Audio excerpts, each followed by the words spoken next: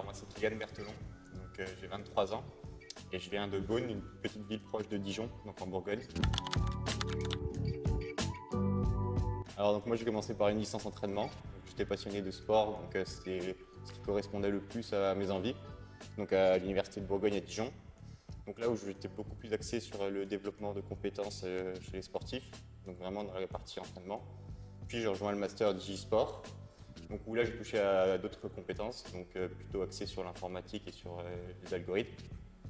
Donc par le biais des stages du master DigiSport, j'ai fait 2 stages à la Fédération française de cyclisme.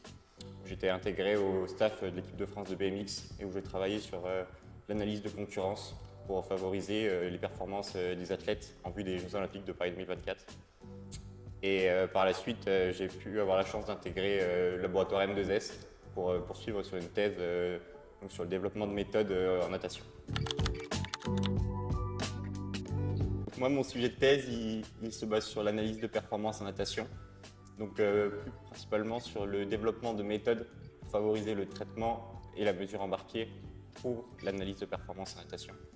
Donc ça va être de réaliser des algorithmes à partir d'un petit capteur. Donc le capteur qu'on utilise, nous, c'est des accéléromètres, ça ressemble à peu près à ça. Donc ça, c'est des capteurs qui mesurent l'accélération linéaire et l'accélération angulaire avec une mesure du champ magnétique. Et donc ça, c'est des choses qui se démocratisent beaucoup dans l'analyse de terrain, notamment par exemple en football ou en analyse de posture.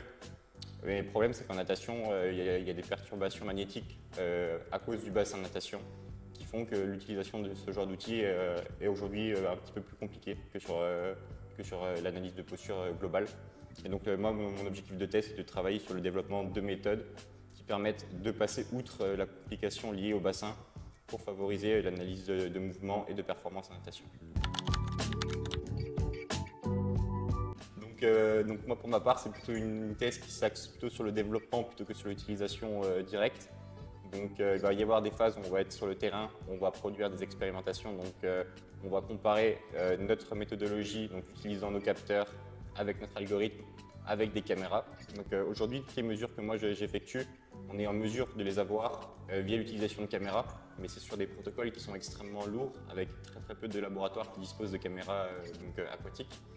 Et donc le but de ce développement-là, en fait, c'est de rendre la mesure plus facile et donc de démocratiser la mesure embarquée et l'analyse de performance en natation.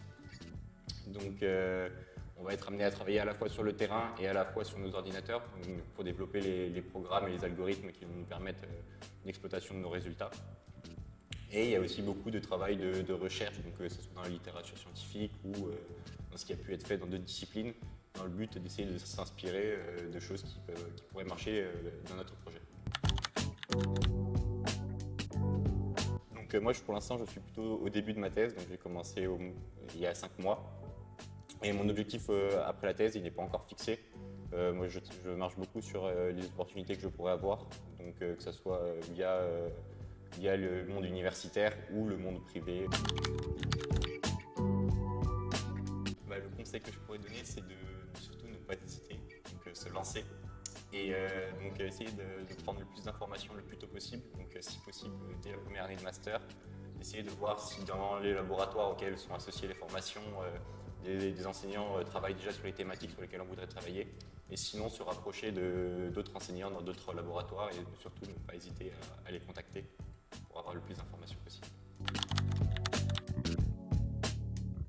Le meilleur souvenir de thèse, en fait, c'est des choses qui sont quotidiennes, c'est qu'on a la chance d'être dans un laboratoire où il y a énormément de doctorants et où il y a une très bonne ambiance avec beaucoup d'entraide. Donc en fait, c'est un plaisir de venir au travail tous les matins pour effectuer la thèse.